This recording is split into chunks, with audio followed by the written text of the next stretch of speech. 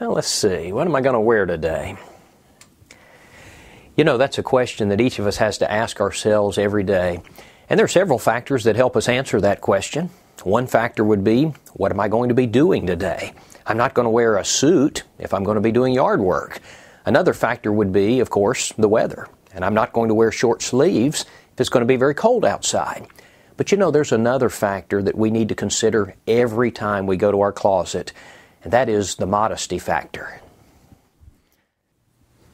If you've been to the mall recently or turned on the television or looked at billboards as you've driven down the highway, then you know that our country has a serious problem with the way that we clothe ourselves. Sexually provocative is the way of the day, and it would certainly be an understatement to say that the world is confused with regard to how we should clothe ourselves. I want you to notice this cartoon that a friend of mine drew. In the cartoon, the doorbell rings, and one girl says, "Oh dear, that's the doorbell, and here I am in my underclothes." The other girl, who's actually wearing far less, says, "I'm dressed, I'll get it." I like the cartoon because it illustrates very well how confused our society is with regard to the clothing issue. And it's gotten to the point that people are really not even embarrassed about the exposure of their bodies. In fact, it's encouraged. There's a commercial that I've seen. I think it's about dieting, but the whole theme of the commercial is to lose enough weight so that this woman will be able to wear this little bitty bikini and to show off her body at the beach. And she's not embarrassed about it. You know, in Jeremiah chapter 6, Jeremiah says that the people of his day had lost the ability to blush. Listen to the words of Jeremiah 6:15. Were they ashamed when they had committed abomination? No, they were not at all ashamed, nor did they know how to blush. And you know, we live in a world just like that today. Many people today have lost the ability to blush over the exposure of their bodies. They're just like the people of Jeremiah's day. They're not ashamed. I know a man in his 70s, and he told me that when he was young, girls blushed when they were ashamed. He said, but now they're ashamed when they blush. One preacher said, I'd like to find out what kind of fruit Adam and Eve ate that made them realize they were naked. He said, because I'd like to pass it around again. Now, he said that tongue-in-cheek, but he's right, because many people need to have their eyes opened about what is appropriate and what is inappropriate. Because again, the world is very confused with regard to this matter of clothing. But a Christian isn't like the world. A Christian can't be like the world. We're different. We've been called out of the world. 1 John 2:15 says, do not love the world or the things in the world. If anyone loves the world, the love of the Father is not in him. Romans 12:2 says, do not be conformed to this world, but be transformed by the renewing of your mind, that you may prove what is good and acceptable and perfect will of God. But very sadly, this problem of immodesty, lack of clothing, has affected Christians, and it's crept into the church. You know, there are some places where men don't want to serve on the Lord's table because of young ladies who are dressed immodestly in worship. And there are wives who don't want their husbands to teach the teenagers because of the way that some of the young girls are dressed, or maybe I should say the way they're not dressed. And you know, this is a very unpleasant subject to teach about. And sometimes it's embarrassing both to the one teaching it and also to the hearers. And sometimes people who like to dress immodestly get angry because they feel like they're being insulted. And sometimes when teachers teach on this subject, people will accuse them of having a dirty mind. And I guess that, along with the anger, has caused some to just avoid the subject altogether. I guess they feel like it's not worth the grief. But you know, if we're going to be pleasing to God, we have got to discuss it. We have got to be right about this matter, whether or not we want to admit it. When a woman goes into public in modern-day swimming wear, or she's wearing short shorts or a short skirt or with her midriff exposed or wearing clothes that are too tight, she's doing something that's sinful. She's taking the sexual impulses that God has instilled in men to draw husbands and wives together, and she's corrupting them. She's allowing them to be cheapened. Now, she might not know that she's doing it, but she's distorting sex as God designed it. Now, why is it the case that man is sexually impressed by the woman? You know, it's not an accident. It's because God made us that way. Now, why did He do that? Genesis 2:24, therefore shall a man leave his father and his mother and shall cleave unto his wife, and they shall be one flesh. The reason man is sexually impressed by and attracted to woman is because of God's design. But you know, there's a big difference in the physical attraction of a husband and a wife and that of a man who is physically attracted to a stranger on the beach or at the pool or at the mall. First, let's talk about the husband and wife. The Bible says, let your fountain be blessed and rejoice with the wife of your youth. As a loving deer and a graceful doe, let her breast satisfy you at all times and always be enraptured with her love. Proverbs 5:18 and 19. Now, that's a husband and wife. Now listen to the difference. Here's a man and a woman to whom he's not married. Matthew 5:28 says, but I say unto you that whoever looks at a woman to lust after her has already committed adultery with her in his heart. Now, someone might try to rationalize and say, well, so long as nothing physical happens, there's nothing wrong with it. I heard someone say it's all right to look so long as you don't touch. But you know, that's not right. The Bible teaches that God is concerned not only with our actions, but also with our hearts, Matthew 5:28. In Job 31 and verse 1, Job said, I have made a covenant with my eyes. Why then should I look upon a young woman? You see, Job understood that it would be wrong even to look on a young lady in a lustful manner. All right, this matter of properly clothing ourselves is certainly important, and the world's very confused about it. And so what I want to do is to list some considerations to help guide us in knowing how we ought to dress ourselves. Number one, the first consideration should always be what God said, God's law.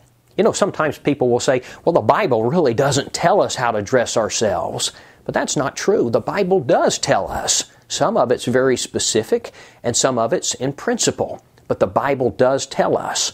Now, I want to begin in the book of Genesis, Genesis chapter 2 and verse 25. The Bible says about Adam and Eve, they were both naked, the man and his wife, and they were not ashamed. Now, why were they not ashamed? Because apparently they weren't aware of the fact they were naked, according to verse 7. But after they ate of the forbidden fruit, the eyes of both of them were opened, and they were made aware of their condition. And they sewed fig leaves together, and they made themselves aprons. The New King James says coverings. Now, this word means a girdle or a loincloth. One version says they made themselves loin coverings. Another version says they covered themselves around the hips. But what's very interesting is that the clothing they made was apparently not adequate, because verse 21 says, also for Adam and his wife, the Lord made tunics of skin and clothed them. Now, this word for coats of skins is a tunic, a long shirt-like garment. Strong's Concordance even gives the definition of a robe. It was a garment that started at the shoulders and flowed down like a long shirt. Now, they had made themselves loin coverings, but the Lord made them robes and clothed them. Now, the implication seems to be that they were not adequately covered. And notice that when God came into the garden, Adam said, I was naked and hid myself. Now, he had fig leaves covering him in his loin area, but still he refers to himself as being naked. And God doesn't argue with him. God says, who told you that you were naked? Now, secondly, I want to consider another passage, this one from the book of Exodus, chapter 28. Now, the section of the chapter that we're going to be looking at is dealing with the making of the priest garments under the Mosaic system. Now, beginning in verse 40, the text says, this is from the New King James Version, for Aaron's sons you shall make tunics, and you shall make sashes for them, and you shall make hats for them for glory and beauty. So you shall put them on Aaron and his brother and on his sons with him. You shall anoint them, consecrate them, and sanctify them, that they may minister to me as priests. Now listen to verse 42. And you shall make for them linen trousers to cover their nakedness. They shall reach from the waist to the thighs. Now notice especially this phrase, they shall reach from the waist to the thighs. One version puts it this way, reaching from the hips to the knees. Now, what was the purpose of this garment? The text says to cover their nakedness. Thomas Eves, in his tract on Modesty, he wrote, in the Old Testament it was considered nakedness when one had his thighs uncovered. and he cites this verse as proof. So, what do we have so far? In order to be covered adequately, a garment started at the shoulders and it went down to the knees. Now, the third passage I want us to notice is from 1 Timothy chapter 2, verses 9 and 10.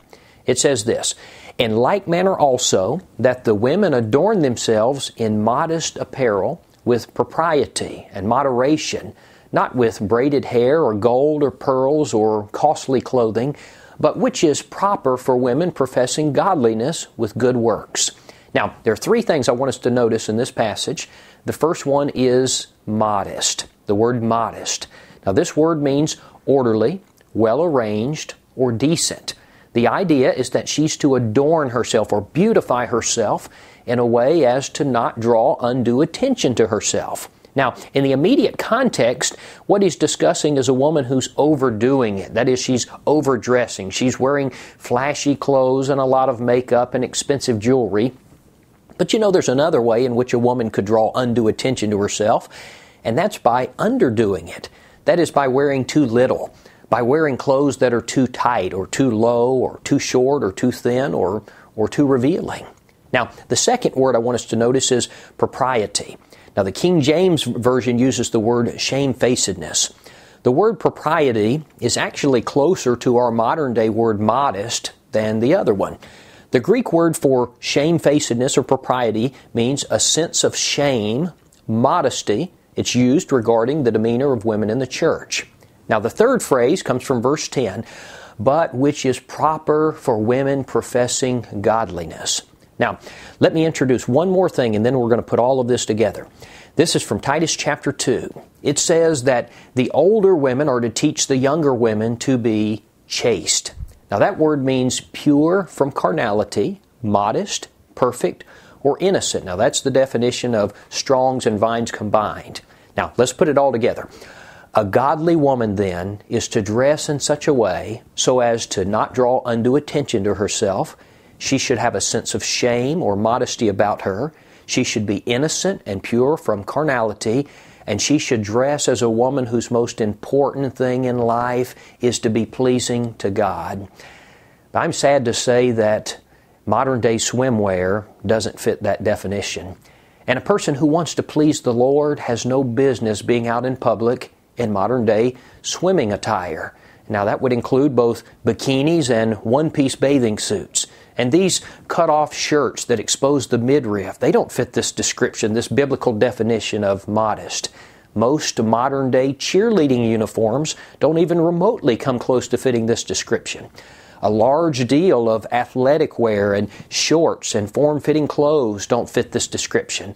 And a sporting event doesn't change immodest into modest. And a wedding doesn't make immodest into modest.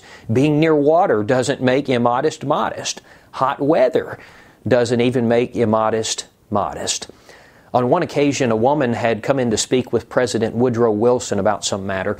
And when the woman left the office, another man in the office said something about her being an intelligent and attractive woman. President Wilson replied, "She was a well-dressed woman." The man said, "I didn't notice what she was wearing."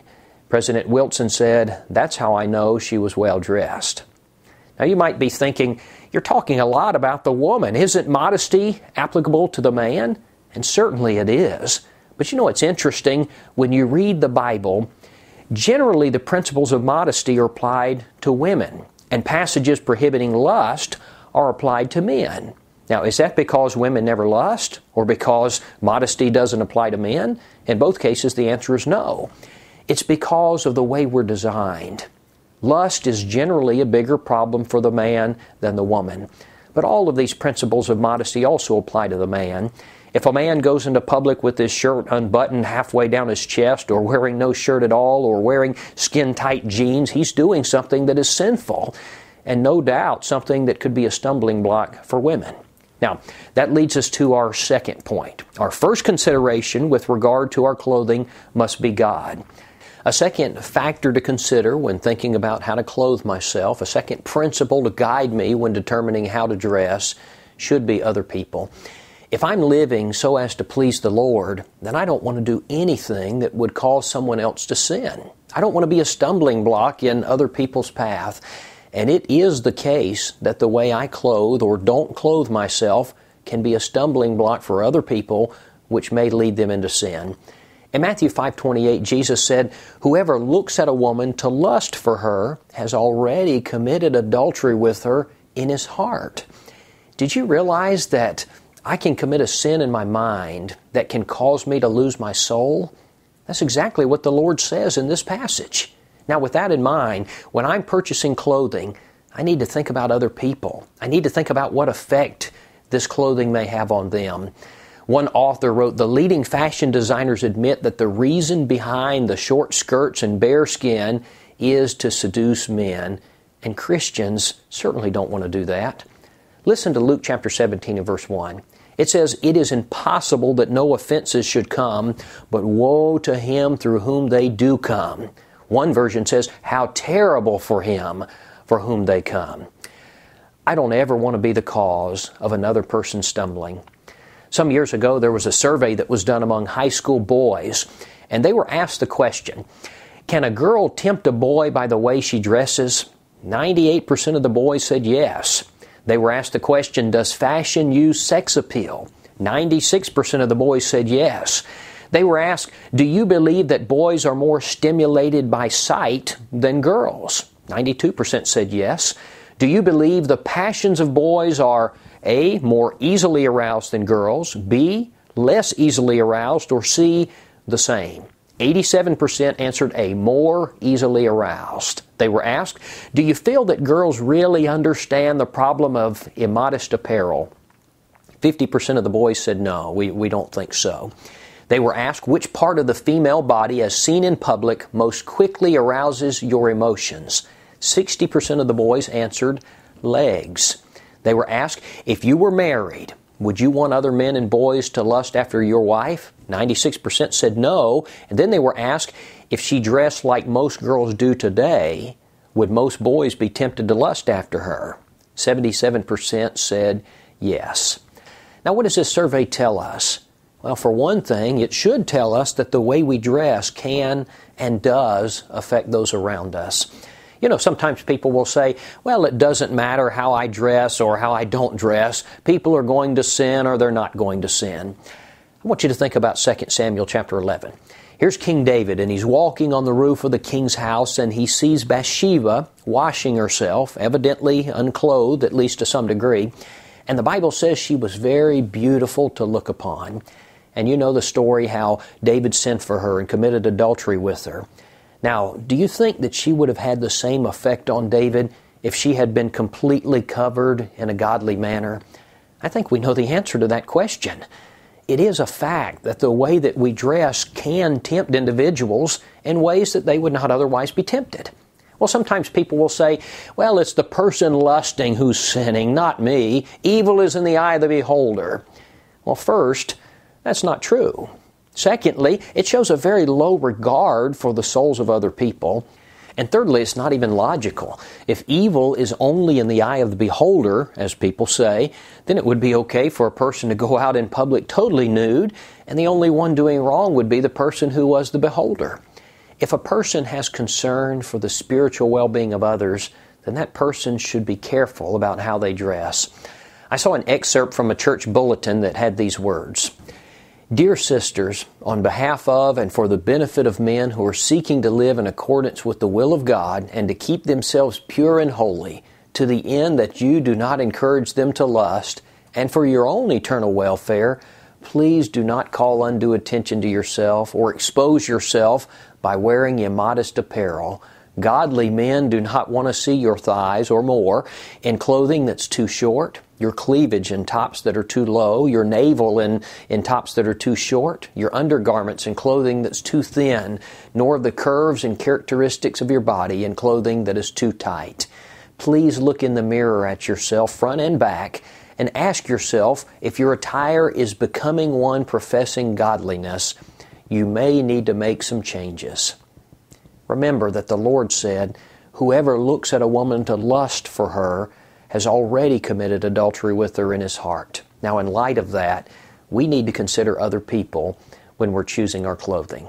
Now, a third consideration when we're thinking about how we're going to dress, should be the church. For people who are members of the church, this is especially important because people who wear the name Christian are representatives of the Lord's body. And the way that I conduct myself reflects on the precious church of God. You know, there's a very interesting passage in 2 Corinthians 3 and verse 2. It says, "You are our epistle, written in our hearts, known and read by all men." Now, what's Paul saying there? He's saying that Christians are walking Bibles. You are living examples of our teachings. Now, what happens when Christians dress immodestly? Christians need to realize that they are a holy people, 1 Peter 1, 15 and 16. And as Christians, we need to set our mind on things that are above, not on things on the earth. We need to guard ourselves and not be conformed to this world, Romans 12:2. When other people know that I'm a member of the Church of Christ, and they hear me stand and defend the plan of salvation and what the Bible has to say about baptism and the proper type of worship, and then they see me dressed in provocative clothing or publicly engaging in practices that much of the world even views as sensual, how are they going to view the church? Now listen to this description of what Christ thinks about His church. "Husbands, love your wives, just as Christ also loved the church and gave Himself for it, that He might sanctify and cleanse her with the washing of water by the Word, that He might present her to Himself," now listen, "as a glorious church, not having spot or wrinkle or any such thing, but that she should be holy and without blemish." Ephesians 5:25 through 27. Now, for just a minute, I want to talk about some of the false ideas that people have about immodest clothing. One idea that some people have is that immodest clothing is acceptable if you're involved in a sporting event. Now, we've already mentioned this briefly, but the Bible doesn't lay aside principles of modesty so that I can swim faster, or so that I can do gymnastics, or even to be a cheerleader. If you've ever watched the Summer Olympics, you know that in some of the sports, the clothing is nearly non-existent. And for some strange reason, even people who would normally oppose 95% nudity don't seem to have a problem with it because they say it's a sporting event. You know, it's a false idea, and God doesn't make exception for this.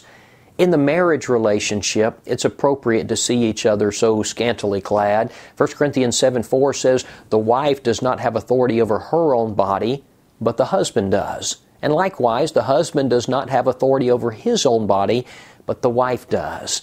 But there's no verse that makes exception for sporting events. Number two, sometimes it's argued people see so much nakedness these days that they just really don't pay any attention to it anymore. But you know, that's simply not true. I might eat my favorite food until I'm sick of it, and I might lose my hunger for it.